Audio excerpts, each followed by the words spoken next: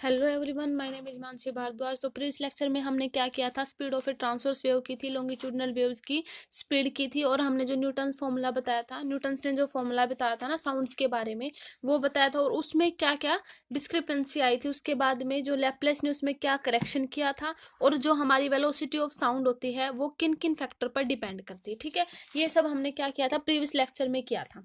आज का हमारा जो लेक्चर है वो क्या है, reflection and transmission of A waves. देखो, हमें पता है जब कोई भी वेव्स, जैसे मान लिया अगर हम स्ट्रिंग से एक स्ट्रिंग को एक वॉल से बांध दें, तो क्या होगा, कोई भी वेव्स है वो रिफ्लेक्ट होएगी। मतलब क्या होगा, जैसे ही वो इस वॉल से टकराएगी तो वो अब मतलब वापस अपनी वो हो जाती है। ठीक है, मतलब बैक आ जाती है। अब देखो, इसमें दो पॉइंट आते हैं। अब जो हमारा ये पॉइंट है, जो हमने स्ट्रिंग लिया है, इसके दो पॉइंट हो सकते हैं। ठीक है, एक तो हम मान सकते हैं कि हमने माना कि हमारा फिक्स्ड पॉइंट होगा, यहाँ पे हमने वेव ली। ठीक है, उस स्ट्रिंग को हमने एक मान लिया, पहला मानेंगे फिक्स्ड पॉइंट से बांध दिया। मान लिया ये हमारा क्या है, फिक्स्ड पॉइंट, या फिर हम ऐसे कह सकते हैं हमने एक वॉल से बांध दिया। ठीक है, यानी जैसे ही हम इस जो हमारा ये है रोप है, हम इसको क्या देंगे, जर्क देंगे, तो क्या होगा यहाँ से, क्योंकि यहाँ पे एक फिक्स्ड वॉल है। अब ये क्या करेगी, देखो देखो फिक्स्ड वॉल किस तरीके से एक्ट करेगी। देखो, मान लिया हमने यहाँ पे फिक्स्ड एक्स लिया। देखो, हमने ये वेव ले ली, कोई ये वेव ले ली यहाँ से, यहाँ पे हमारा क्या है, फिक्स्ड एंड, फिक्स्ड एंड। ठीक है, उसमें क्या होगा, देखो जब ये वेव्स, जब हमने यहाँ से इस रोप को जर्क दिया तो क्या होगा, ये एक फिक्स्ड एंड से टकराएगी। टकराने के बाद क्या होगा, देखो इसमें भी दो चीजें आ जाती हैं। जब यहाँ पे फिक्स्ड एंड होता है ना, तो ये क्या होता है, हमारा फिक्स्ड एंड होता है, तब ये वाला पार्ट होता है हमारा रेयरर मीडियम। अब देखो ये भी क्यों होता है, देखिए ये भी बताएंगे। ये होता है रेयरर मीडियम, और ये हो जाता है डेंसर मीडियम। ये कब होता है, जब हमारा फिक्स्ड एंड होता है। ठीक है, अब देखो ये क्योंकि एक फिक्स्ड एंड है, फिक्स्ड एंड जब वेव है, यहाँ से जैसे ही हम जर्क रोप को जर्क देंगे तो यहाँ से ऐसे जाएगी, तो जो ये वेव्स है, अब देखो क्योंकि फिक्स्ड एंड है तो वेव्स जो है आगे नहीं जा सकती। अब ये वेव क्या करेगी, आगे नहीं जा सकती, मतलब एक टाइम से हम कह सकते हैं कि ये तो रेयरर मीडियम है जिसके अंदर वेव इजीली मूव कर रही है। और हमने देखा कि हमारी जो वेव्स होती है ना, वो रेयरर के अंदर ज्यादा इजीली मूव कर सकती है, या फिर हम ऐसे कह सकते हैं उसका एम्पलीट्यूड हाई होता है as compare to denser medium. क्योंकि हमने देखा था कि जो हमारी वेव्स है वो डेंसर के डेंसिटी के ऊपर भी इफेक्ट कर रही थी। डेंसिटी में हमारी जो स्पीड ऑफ वेव्स होती है वो क्या होती है, कम होती है ना। जो जितना ज्यादा डेंसर होगा उसकी जो स्पीड होगी, किसकी, जो वेव्स की स्पीड होगी उतनी ही कम होगी। ठीक है, तो यहाँ से इजिली मूव कर रही है, जैसे वेव जाएगी, फिक्स्ड एंड है, डेंसर मीडियम में जा नहीं सकती, तो क्या होगा, यहाँ से जो है ये जो फिक्स्ड एंड है, देखो इस वेव को कुछ इस तरीके से कर देगा। जैसे ये फिक्स्ड एंड था, फिक्स्ड एंड, ये क्या करेगा, इसको इस वेव्स को कुछ इस तरीके से कर देगा, ओपोजिट ओपोजिट डायरेक्शन में कर देगा। अगर इसका एम्पलीट्यूड ए है तो इसका एम्पलीट्यूड क्या होगा, माइनस ए हो जाएगा। देखो इसकी इक्वेशन जब हम लिखेंगे, तो इसकी जब इस वाली की, ठीक है, जब इसके साथ इंसिडेंट वाली इक्वेशन लिखेंगे तब क्या आएगी, वाई आई डिस्प्लेसमेंट वाली इक्वेशन, ए sine omega t minus k x. Minus क्यों लेते हैं हम, जब हमारी जो वेव्स है पॉजिटिव डायरेक्शन में जा रही होती है ना। ये प्रीवियस लेक्चर में हम करवा चुके हैं, जब ओमेगा और मतलब इनका जब ऑपोजिट साइन होता है तो हमारी वेव्स क्या होती है, पॉजिटिव एक्स एक्सिस डायरेक्शन में जा रही होती है। ठीक है, तो हमारी इक्वेशन ये आ गई डिस्प्लेसमेंट की, ए sine omega t minus k x. अब यहाँ से देखो फिक्स्ड एंड ने क्या किया, क्योंकि यहाँ पे ये इससे ज्यादा स्ट्रोंगर है, तो इस वेव्स को इसके with opposite direction, opposite sine के साथ इसको ऑपोजिट कर देगा इस वेव्स को। ठीक है, यानी इसका एम्पलीट्यूड ऑपोजिट कर देगा। तो यहाँ से वाई इंसिडेंट तो ये हो गई, और वाई रिफ्लेक्टेड क्या हो जाएगी, यहाँ से ए साइन। देखो क्योंकि इसमें देखो इसने क्या किया, जब ये इससे टकराई तो क्या किया इसने, इसका एक तो इसका फेज भी चेंज हुआ, क्योंकि देखो पहले ये इस फेज इसके साथ जा रही थी ऐसे, जब इसने इसको अपोजिट कर दिया, देखो इसका फेज, अब इन दोनों में इसी तरीके, यही तो फेज होता है जब हमारी कोई ऐसी चीज हो जाती है, तो इसमें फेज कितना होता है, 180 डिग्री। तो इसने फेज भी चेंज किया, तो ये कितना आया, ए sine omega t minus k x, और प्लस का क्या आ जाएगा, फाई आ जाएगा। ठीक है, इसमें फाई चेंज कर दिया। अब इसमें देखो इसकी इक्वेशन को हम ऐसे भी लिख सकते हैं ना, अगर फाई है, फेज चेंज कितना है, 180 का है ना, 180 में ही तो अपोजिट होता है, तो इसको हम ऐसे लिख सकते हैं, y r is equal to sine omega t minus pi. अब देखो साइन थीटा प्लस पाई, मतलब समथिंग प्लस पाई क्या हो गया, पाई से मतलब थर्ड क्वाड्रेंट से गया, थर्ड क्वाड्रेंट से ऊपर गया, यानी यहाँ से, क्योंकि 5 फेज चेंज था ना यहाँ पे, तो 5 थर्ड क्वाड्रेंट में प्लस और ऐड हो गया, तो थर्ड क्वाड्रेंट में हमारा क्या होता है, साइन नेगेटिव होता है, तो इसको हम ऐसे लिख सकते हैं -a sin ओमेगा टी और प्लस के एक्स। अब प्लस भी क्यों हुआ, देखो क्योंकि हमारी जो वेव्स है पहले क्या जा रही थी, इस डायरेक्शन में जा रही थी, यानी पॉजिटिव एक्स एक्सिस डायरेक्शन में, और अब आ रही है इस डायरेक्शन में, यानी पहले लेफ्ट टू राइट जा रही थी, अब राइट टू लेफ्ट आ रही है, तो हमारी ये वाली चीज भी चेंज होती है। तो ओमेगा टी, क्योंकि हमने देखा था अगर ओमेगा टी और माइनस के एक्स है, यानी दोनों के पास जब अपोजिट साइन है, तो पॉजिटिव एक्स एक्सिस डायरेक्शन में, पॉजिटिव एक्स डायरेक्शन में अगर ओमेगा टी प्लस के एक्स होगा तो नेगेटिव एक्स डायरेक्शन में, यानी इसमें राइट टू लेफ्ट और इसमें लेफ्ट टू, सॉरी इसमें लेफ्ट टू राइट और इसमें राइट टू लेफ्ट, ये होता है। तो इसमें अब बेशक इसका एम्पलीट्यूड चेंज हो गया, लेकिन क्या है, ये ऑपोजिट भी तो है, राइट टू लेफ्ट भी तो है, तो यहाँ से ओमेगा टी प्लस के एक्स हो जाएगा, और माइनस क्यों आया, क्योंकि 5 में चेंज हुआ था। ठीक है, तो हम इसको ऐसे भी लिख सकते हैं। ठीक है, तो ये होगी हमारी, जो हम मतलब एक फिक्स्ड एंड से जब रेज टकराती है तब उसकी इक्वेशन ये होती है। तो ये था हमारा reflection of a fixed and. अब हम देखते हैं फ्री एंड पर रिफ्लेक्शन क्या होगा। अब देखो रिफ्लेक्शन एट फ्री एंड, पहले हमने क्या लिया था, रिफ्लेक्शन लिया था एक क्या फिक्स्ड एंड पर, अब हम क्या लेंगे, reflection eight A free and. Free and का मतलब देखो क्या होता है, मान लिया हमने यहाँ पे कोई इस तरीके से वेव ले ली, ठीक है, ये वेव ले ली कुछ इस तरीके से, इस डायरेक्शन में जा रही है। उसके बाद देखो यहाँ पे हमने क्या लिया, फिक्स एंड ना लेके यहाँ पे एक रिंग लगा दिया। जैसे हम पता है इसका एग्जांपल क्या मान सकते हैं, जैसे जो हमारे क्या होते हैं, जो पर्दे होते हैं ना, उनमें जो रिंग लगी होती है, मतलब ऐसे एक मतलब मूवेबल होते हैं ना वो, उसी तरीके से हमने इसको फिक्स ना लेके क्या ले लिया, फ्री एंड ले लिया। फ्री एंड यानी इसको अगर हम क्या करेंगे, जर्क देंगे तो ये भी इसके साथ मूव करेगा, ये रिंग। ठीक है, अब ये रिंग जब मूव करेगा तो इस अब की बार हम क्या लेंगे, ये वाला तो मीडियम क्या हो जाएगा, इससे डेंसर। ठीक है, और ये वाला मीडियम क्या हो जाएगा, इससे रेयर, क्योंकि देखो वेव्स इस फ्री हैंड के कारण आगे भी मूव कर सकती है। ठीक है, आगे जा सकते हैं। देखो डेंस और रेयर मीडियम में भी फर्क होगा, ये भी बताएंगे इसके बाद। देखो इसमें ये वाला आपके पास क्या आ जाएगा, डेंसर, और ये वाला क्या आ जाएगा, रेयर। ठीक है, तो इसकी इक्वेशन देखो, जब ये रिंग है, जब इससे रिफ्लेक्ट होगी तो क्या होगा, अब जो ये रिंग है क्योंकि फिक्स्ड एंड नहीं है, इससे ज्यादा सॉलिड नहीं है ये, अब सॉलिड नहीं है तो आप इस वेव्स को अपोजिट नहीं करेगी। देखो ये वेव को क्या कर देगी, अपोजिट ना करके सेम उसी फेज के साथ, फेज इनमें बिल्कुल सेम रहेगा, ये फेज चेंज नहीं करेगी। उसमें फेज चेंज हो रहा था क्योंकि 180 का फेज चेंज आ गया था, उसने वेव को भी अपोजिट कर दिया था। क्यों, क्योंकि ये वाला जो एंड है उससे ज्यादा स्ट्रोंग था। अब की बार फ्री एंड है तो ये इसको अपोजिट नहीं करेगी, सिर्फ वेव को वापस अपनी उसी डायरेक्शन में अपोजिट कर देगी। सॉरी, इसकी इस डायरेक्शन में है तो इसकी इस डायरेक्शन में स्पीड हो जाएगी। ठीक है, तो इसकी इक्वेशन क्या बन जाएगी, इसकी y i is equal to क्या आ जाएगी, ए साइन, क्योंकि हमारी wave opposite positive x axis direction में जा रही है, तो ये आ जाएगा a sine omega t minus k x, और इसमें वाई रिफ्लेक्टेड वाली इक्वेशन क्या बन जाएगी, ए साइन ओमेगा टी, क्योंकि अब की बार राइट टू लेफ्ट जा रही है, लेफ्ट टू राइट में ओमेगा टी माइनस इनका ऑपोजिट साइन होता है, इनका सेम साइन होता है, बस इसमें ये फर्क होता है। ठीक है, तो ये हमारी बन जाएगी रिफ्लेक्शन की इक्वेशन, और ये हमारी बन जाएगी इंसिडेंट इक्वेशन। ठीक है, तो ऐसे होता है, तो ये हमारी रिफ्लेक्शन होती है फ्री एंड पर। अब देखो कुछ प्रॉपर्टी होती हैं जो हमारी ट्रांसमिशन और रिफ्लेक्शन के टाइम पे चेंज होती हैं, क्योंकि हमने हमारा टॉपिक ही क्या है, रिफ्लेक्शन एंड ट्रांसमिशन। ठीक है, यानी देखो जब देखो हमने क्या देखा कि जो हमारी प्रॉपर्टी है वो कौन कौन सी प्रॉपर्टी होंगी। देखो हमें पता है कि जो हमारी फ्रीक्वेंसी होती है ना, फ्रीक्वेंसी वो किसके ऊपर डिपेंड करती है, डिपेंड्स ऑन ए मीडियम। ठीक है, देखो सबसे पहले करते हैं फ्रीक्वेंसी, क्योंकि हमें ये देखना पड़ेगा कि हमारी जो मतलब जो हमारा ओमेगा होता है, यानी एंगुलर फ्रीक्वेंसी होती है वेव्स की, या फिर हमारी फ्रीक्वेंसी होती है, या फिर के, दैट इज अ प्रोपोर्शनैलिटी होता है ना के।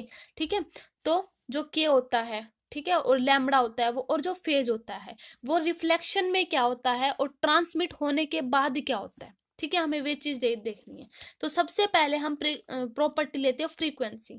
फ्रीक्वेंसी क्योंकि हमें पता है चेंज विद द टाइम, जब frequency sorry change with a medium, depends करती है मीडियम पर। अगर मीडियम चेंज हो गया तो देखो क्योंकि मीडियम पर चेंज करती है, देखो मीडियम पर डिपेंड करती है। तो सबसे पहले हमारी जो फ्रीक्वेंसी है, ठीक है, जब देखो रिफ्लेक्शन होगा, रिफ्लेक्शन, अब देखो इसमें दो पार्ट्स आएंगे, रिफ्लेक्शन आएगा और एक बनेगा हमारा ट्रांसमिशन, और ट्रांसमिशन है ये, ठीक है। अब देखो जो हमारी फ्रीक्वेंसी है वेव्स की, क्योंकि हमें ये निकालना पड़ेगा क्योंकि न्यूमेरिकल भी बनते हैं इस पे, जो फ्रीक्वेंसी होती है ये हमारी वेव्स की फ्रीक्वेंसी, जो ये डिपेंड करती है nature of A, sorry depends on a medium, medium कैसा है। देखो जब वेव्स रिफ्लेक्ट होगी इस तरीके से रिफ्लेक्ट होके बैक अपनी पोजीशन पे जाएगी तो क्या होगा, क्योंकि डिपेंड करती है वो मीडियम पे, मीडियम सेम होगा तो रिफ्लेक्शन के टाइम पे हमारी फ्रीक्वेंसी क्या रहेगी, सेम, ठीक है। क्योंकि हमें पता है रिफ्लेक्शन होता है तो सेम मीडियम में ही तो आती है ऑब्जेक्ट।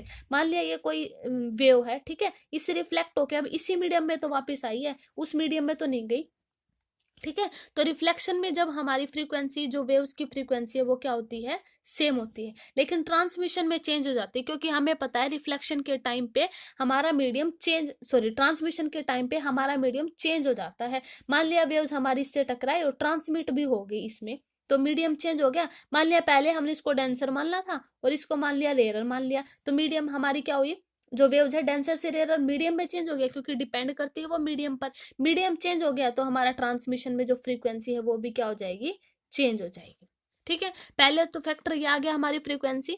दूसरी आती है हमारी, एक तो सॉरी फ्रीक्वेंसी नहीं है, सॉरी ये स्पीड थी, ये फ्रीक्वेंसी नहीं थी ये, सॉरी ये यहाँ पे प्रॉब्लम होगी थोड़ी, तो ये हमारी स्पीड थी, सॉरी सॉरी सॉरी, ठीक है, ये हमारी स्पीड थी किसकी, साउंड ऑफ ए वेव्स की। अब देखो साउंड ऑफ वेव्स की स्पीड तो रिफ्लेक्शन के टाइम पे तो सेम ही होती है, लेकिन ट्रांसमिशन में वो चेंज हो जाती है, क्योंकि अगर मान लिया डेंसर से रेयरर में जा रही है, डेंसर से रेयरर में जाएगी तो क्या होगा, पहले इसका एम्पलीट्यूड इतना होगा तो रेयरर में इतना हो जाएगा एम्पलीट्यूड किसका, साउंड ऑफ वेव्स का, सॉरी जो जो speed of velocity, sound waves की जो वेलोसिटी है ना उसका, ठीक है। अगर रेयर से डेंसर में जाएगी, अगर रेयर में इतना एम्पलीट्यूड है तो डेंसर में इसका इतना एम्पलीट्यूड हो जाएगा, है ना, क्योंकि डेंसिटी पे डिपेंड करती है हमारी स्पीड ऑफ ए वेव, ठीक है, ये हो गया। सेकंड आती है हमारी फ्रीक्वेंसी, सेकंड ये वाला पार्ट हमारी फ्रीक्वेंसी है।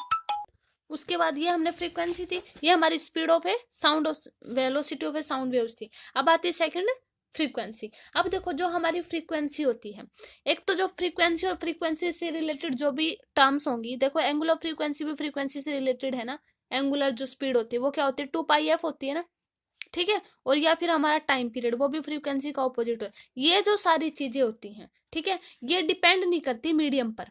देखो तो फ्रीक्वेंसी, देखो फ्रीक्वेंसी जो है चाहे मीडियम डेंसर हो चाहे रेयर हो, वो कभी भी मीडियम पे डिपेंड नहीं करती, फ्रीक्वेंसी जो है दोनों वेव्स की सेम रहेगी, ठीक है। और ना ही हमारा टाइम पीरियड मतलब इस पे डिपेंड करता है जो हमारे मीडियम्स होते हैं, और ना ही हमारी एंगुलर फ्रीक्वेंसी, ये तीनों ही चीजें हमारी मीडियम के ऊपर डिपेंड नहीं करती। तो चाहे रिफ्लेक्शन हो या फिर ट्रांसमिशन हो, दोनों के अंदर हमारी जो स्पीड साउंड ऑफ वेव्स जो है, sound velocity of sound wave वो क्या रहेंगी, सेम रहेंगी, ठीक है। तो हमारी ऑपोजिट नहीं होंगी, चाहे हमारा ट्रांजिशन हो चाहे हमारा रिफ्लेक्शन, सॉरी ट्रांसमिशन, ट्रांजिशन नहीं ट्रांसमिशन, ठीक है। सेकंड थर्ड चीज आती है हमारी के, ठीक है, जिसको हम किससे डिनोट करते हैं, 2π बाय जो लैम्बडा होता है ना, 2π बाय लैम्बडा, या फिर के, या फिर हमारी जो वेवलेंथ, जो हमारी वेवलेंथ होती है, वेवलेंथ क्या होती है, वो हमारी डिपेंड करती है मीडियम के ऊपर। अगर हमारा मीडियम मतलब हमारी वेव से रिफ्लेक्ट होके उसी मीडियम में आ जाती है तो हमारी वेवलेंथ क्या रहती है, सेम। लेकिन अगर ट्रांसमिट होके दूसरे मीडियम में चली जाती तो क्या हो जाती है, चेंज। यानी हमारी जो वेवलेंथ है वो डिपेंड करती है किसके ऊपर, मीडियम के ऊपर। फोर्थ पार्ट आता है हमारा फेज, जो फेज होता है, फेज यानी फाई, वो भी जो फेज होता है वो किन पर डिपेंड करता है, मतलब डेंसर से रेयर में जा रही है, अगर रेयर से डेंसर में जा रही है तो क्या होगा, तो इसमें क्या है, देखो फेज में रिफ्लेक्शन में अगर देखो हमारी जो वेव्स है शुरू में अगर मान लिया डेंसर से रेयर में जा रही है और रिफ्लेक्शन के बाद वापस क्या हो रही है, डेंसर में आ रही है, तो उस टाइम पे हमारा फेज चेंज क्या होगा, 0, ठीक है। देखो इसमें फेज चेंज हमारा 0 हुआ था, क्यों, क्योंकि इसमें जो है रेयर, जब हमारी डेंसर से रेयर में जा रही थी और रिफ्लेक्ट होने के बाद भी हमारी लाइट क्या आई, डेंसर में, देखो फेज चेंज इसमें 0 हुआ था। जो हमारी प्रीवियस जो हमने एग्जांपल लिया था उसमें क्या हुआ था, फेज चेंज ये हुआ था क्योंकि उसमें रेयर से डेंसर में जा रही थी। इसमें ये भी डिपेंड करेगा कि अगर इसमें ये चीज जरूरी है कि अगर ये कंडीशन है इसमें कि जो हमारी रेज है वो डेंसर से रेयर में जानी चाहिए। अगर रेयर से और रिफ्लेक्ट होने के बाद वापस डेंसर में आती है तो हमारा जो फेज चेंज है वो क्या है, होगा 0। ठीक है, अगर हो गया एंड ये हो गया। अगर 0, अगर फाई हमारा फेज चेंज पाई है, ठीक है, अगर पाई फेज चेंज है इसका मतलब हमारी जो रेज है वो रेयरर से डेंसर में जाएंगे। देखो जो प्रीवियस हमने एग्जांपल लिया था उसमें हमने क्या देखा था, कुछ उसने जो वेव्स को इस तरीके से ऑपोजिट कर दिया था, यानी फेज चेंज कितना आ गया था 180। वो क्यों हुआ था, क्योंकि यहाँ पे रेयरर मीडियम था और यहाँ पे क्या था, डेंसर मीडियम था। ठीक है, तो जब हमारी लाइट क्या हुई, रेयर से डेंसर मीडियम में गई, ये इतना सॉलिड था कि इसने इसकी बिल्कुल डायरेक्शन को ऑपोजिट कर दिया था। तो यहाँ पे जो ऑपोजिट डायरेक्शन होगी थी तो इसमें फेज चेंज कितना था 180। ठीक है, तो इसमें क्या होगा, अगर हमारा फेज चेंज 0 है तो इसका मतलब हमारी जो वेव्स है वो क्या है, डेंसर से रेयर में जाके रिफ्लेक्ट होके वापस हमारी डेंसर में आ रही है। अगर हमारा फेज चेंज पाई है इसका मतलब हमारी जो रेज है वो रेयर से डेंसर में जा रही है। ठीक है, तो इसी कारण का फेज चेंज कितना होगा, पाई होगा। ठीक है, तो इसमें ट्रांसमिशन में मतलब हमारा फेज चेंज क्या होता है, 0। ठीक है, चेंज सिर्फ किस में करता है, रिफ्लेक्शन के टाइम पे। ठीक है, उसके बाद जो हमारा एम्पलीट्यूड आता है वो भी हमारी उन पे ही डिपेंड करेगा, जो 4th 5th part amplitude. Amplitude क्या होता है, अगर मान लिया, देखो इसमें एम्पलीट्यूड क्या हुआ था, यहाँ पे अगर मान लिया डेंसर से रेयर में जा रहा है तो इसका जब एम्पलीट्यूड अगर यहाँ पे डेंसर से रेयर में गया तो क्या हुआ, ये मतलब कंडीशन ऑफ एनर्जी पे डिपेंड करता है। अगर एनर्जी लॉस हो गई, मतलब वेव्स जो है सेम एम्पलीट्यूड के साथ, एम्पलीट्यूड क्या होता है इस तरीके से, यही तो एम्पलीट्यूड होता है इस तरीके से।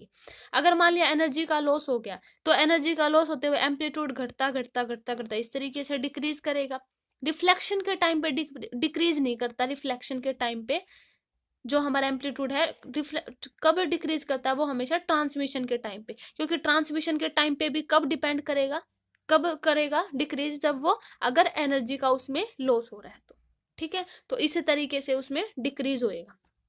तो ये भी किस पे डिपेंड करेगा, जो हमारा एम्पलीट्यूड होता है depends on condition of energy. अगर एनर्जी का लॉस हो रहा है तो लॉस भी कब होता है, जब हमारा ट्रांसमिशन होता है। ट्रांसमिशन के समय ही तो क्या होता है, एनर्जी का लॉस होता है। ठीक है, तो ये हो जाएगा एम्पलीट्यूड। ठीक है, अब देखो एक एग्जांपल लेते हैं कि जब हमारी इंसिडेंट जो हमारी आ रही थी, अगर मान लिया रिफ्लेक्ट हो रही है at x is equal to 0 से, तो हमें फिक्स्ड एंड और फ्री एंड पे हमारे वाई आर बताना है, मतलब उसकी रिफ्लेक्शन रेज बतानी है। अगर मान लिया हमारी इंसिडेंट वेव क्या मान ले, 8 साइन 5x माइनस 3t, कुछ इस तरीके का एग्जाम्पल मान ली। ठीक है, तो क्या होगा, देखो ये हमारी इंसिडेंट है, मान लिया शुरू में ये हमने स्ट्रिंग मान ली। ठीक है, उससे हमने क्या किया, ये वेव्स गई। ठीक है, मतलब ये पहले हमें क्या दिखाना है इसमें कि फिक्स्ड एंड की हमारी, एक तो फिक्स्ड एंड पर इक्वेशन दिखानी इसकी रिफ्लेक्टेड इक्वेशन, और एक हमें फ्री एंड पर दिखानी रिफ्लेक्टेड इक्वेशन, ये करना है इस क्वेश्चन का। तो देखो फिक्स्ड एंड पे देखो हमारी इंसिडेंट वेव थी, मान लिया ये, तो हमारी इसकी इंसिडेंट इक्वेशन क्या बनी, 8 साइन 5x माइनस 3t, क्योंकि फिक्स्ड एंड है ये तो हमारे इंसिडेंट। लेकिन फिक्स्ड एंड से रिफ्लेक्टेड इक्वेशन क्या होती है, वाई आर क्या कर देती है इसके एम्पलीट्यूड को बिल्कुल ऑपोजिट, यानी -8 साइन। ठीक है, और साथ में क्या कर देती है 5x और इसको भी +3t। ठीक है, ये कब हुआ, ये हमारी कब हुआ, जब हमने फिक्स्ड एंड पे मान रखी थी। अगर इसी इक्वेशन को हम फ्री एंड पे माने, ये मान लिया फ्री एंड है, नेक्स्ट में देखो ये अगर मान लिया हमने क्या मान लिया, फ्री एंड, यानी ये हमने रिंग मान ली। ठीक है, ये हमारा फ्री एंड है, तो इस पे हमारी इक्वेशन क्या बनेगी, देखो जब हमने यहाँ से वेव को चलना शुरू करवाया तो वाई आई, पहले इस पे क्या बनेगी और दूसरी बार ये क्या कर देगी, देखो इसमें इसकी इक्वेशन ये बनेगी, क्योंकि ये बनानी जरूरी है ना। इसकी इक्वेशन कुछ इस तरीके से बनी, इसने ऑपोजिट कर दिया इसको, तो ये इसकी इक्वेशन है। ठीक है, इस पे फिर नेक्स्ट में इसमें क्या होगा, फ्री एंड है तो इस अब की बार ये क्या कर देगी इसको, क्योंकि फ्री एंड है तो सेम कर देगी, लेकिन इसकी इस डायरेक्शन में अब की बार स्पीड होगी। तो इसकी इक्वेशन क्या है बनेगी, वाई आई 8 साइन 5x माइनस 3t, लेकिन इसमें एम्पलीट्यूड ऑपोजिट नहीं है, सिर्फ जो है अब पहले लेफ्ट टू राइट जा रही थी, अब राइट टू लेफ्ट आ रही इक्वेशन, तो रिफ्लेक्टेड क्या बन जाएगी 8, एम्पलीट्यूड ऑपोजिट नहीं है, इसने फेज चेंज नहीं किया है क्योंकि हमारा फ्री एंड है, हमने देखा था फ्री एंड में कभी फेज चेंज नहीं हो रहा था, है ना, क्यों, ठीक है। तो ये आ जाएगा 8 sign 5x minus sorry plus 3t बनेगा, है ना, क्योंकि ऑपोजिट में आ रहा है, ठीक है। तो इस तरीके से ये बनते, ठीक है। ये हमारा एग्जाम्पल था। अगर देखो हमें ये हो कि मान लिया हमारी जो वेव्स हैं, मान लिया ये हमने वेव्स मान ली, ये हमने स्ट्रिंग मान लिया। देखो अगर हमारी जो वेव्स हैं, ठीक है, अगर मान लिया यहाँ पे हमारी डेंसर मीडियम है, ठीक है, और ये हमारा रेयरर मीडियम है, ठीक है, ये मान लिया वेव्स हैं। जब हमारी जो ट्रांसमिटेड होंगी ना, ट्रांसमिटेड वेव्स अगर डेंसर से रेयरर में जा रही हैं, तो हमारी जो ट्रांसमिटेड वेव्स होंगी वो कुछ कैसे होंगी, देखो उस मान लिया ये हमारे रेयरर मीडियम या डेंसर, उसमें जो ट्रांसमिटेड वेव होंगी इस एम्पलीट्यूड से हाइयर एम्पलीट्यूड की वेव्स बनेंगी, ठीक है। ऐसा क्यों हुआ, क्योंकि रेयरर के अंदर जो हमारी sound of velocity of sound जो होती है ना, वो हाई होती है एज कंपेयर टू जो लेस डेंसर मीडियम, ठीक है। तो रेयरर मीडियम के अंदर ज्यादा जो हमारी वेलोसिटी ऑफ साउंड होती है, अगर हमारे यहाँ पे रेयरर होता, यहाँ पे डेंसर होता, तो क्या होता, देखो तो इसका क्या होता, ट्रांसमिशन के बात कर रही है ये, ठीक है, कर रहे हैं, ये रेयरर है। अगर मान लिया वेव्स यहाँ पे अगर इतने एम्पलीट्यूड की है ना, मान लिया रेयरर के अंदर, तो डेंसर के अंदर उससे कम एम्पलीट्यूड की वेव्स बनेंगी, ठीक है। क्यों क्यों क्यों क्योंकि डेंसर के अंदर जो हमारी वेलोसिटी ऑफ साउंड होती है वो कम मूव करती है, ठीक है। तो इसमें कुछ फैक्टर थे जो हमारे इंपॉर्टेंट थे। उसमें एक और मतलब इसमें चीज करते हैं कि जो हमारी, देखो इसमें एग्जाम्पल लेके बताते हैं। अगर हमें एम्पलीट्यूड निकालना हो किसका, रिफ्लेक्टेड वेव्स का, तो एम्पलीट्यूड अगर मान लिया ए आर निकालना हो तो उसका क्या फॉर्मूला होगा, उसमें क्या होगा V2 माइनस V1, ठीक है, और बाई V1 प्लस V2, ठीक है, और किस इनटू में ए आई, यानी ये एम्पलीट्यूड ऑफ इंसिडेंट वेव, ठीक है। अगर एम्पलीट्यूड ऑफ रिफ्लेक्टेड वेव का निकालना हो तो दिस वन, और एम्पलीट्यूड ऑफ इंसिडेंट वेव वो हमें इक्वेशन में गिवन होगा, ठीक है। अगर ट्रांसमिशन का निकालना हो, ठीक है, ये हो जाएगा, अगर ट्रांसमिशन का एम्पलीट्यूड निकालना हो तो क्या हो जाएगा 2V2 by V1 plus V2 into a i, ठीक है। मतलब ये ऐसे निकाल लेते हैं। अगर मान लिया क्वेश्चन दे दी जाए कोई भी मान लिया इंसिडेंट के क्वेश्चन दे दे 5 साइन 8t माइनस, मान लो यही मान लो, ठीक है। तो यहाँ से अगर हमें मानना जाए कि फिक्स्ड एंड मान लिया, ठीक है, तो यहाँ से इक्वेशन निकालें हम, तो यहाँ से ए आई क्या होगा 8 गिवन हो जाएगा, है ना, ओमेगा 1 यहाँ से, क्योंकि इसको हम कंपेयर करेंगे के एक्स माइनस ओमेगा टी, यहाँ से ओमेगा कितना आ जाएगा -3, है ना, 4 3 हो जाएगा, कुछ भी मान लो चाहे इक्वेशन के अकॉर्डिंग दिया होगा। तो अगर ए आर निकालना हो तो पहले हम ऐसे निकाल लेंगे। V2 माइनस V1 कैसे निकालेंगे, क्योंकि हमें पता था कि वेलोसिटी जो होती है लॉन्गिट्यूडनल वेव्स की क्या होती है T/μ होती है ना, तो T2/T1 T/μ हो जाएगा, ठीक है। तो T/μ तो μ2/μ1 करके सोल्व कर लेंगे T/μ2, मतलब इस तरीके से, मतलब ये हमें इक्वेशन गिवन होंगे तो हम ऐसे कैलकुलेट कर सकते हैं। ये हम कब करवाएंगे, न्यूमेरिकल करवाते टाइम पे इन सब का यूज करेंगे, ठीक है, जिससे इजीली समझ आ जाएगा, तब न्यूमेरिकल के टाइम पे करेंगे, ठीक है। अब देखो नेक्स्ट, ठीक है, तो आज की वीडियो में इतना ही। नेक्स्ट लेक्चर में हम करेंगे super position of A waves, ठीक है, जिन्हें हम क्या कहते हैं इंटरफेरेंस ऑफ ए वेव्स, ठीक है, तो वो हम करेंगे नेक्स्ट लेक्चर में। तो आज के वीडियो में इतना ही, ओके, थैंक यू।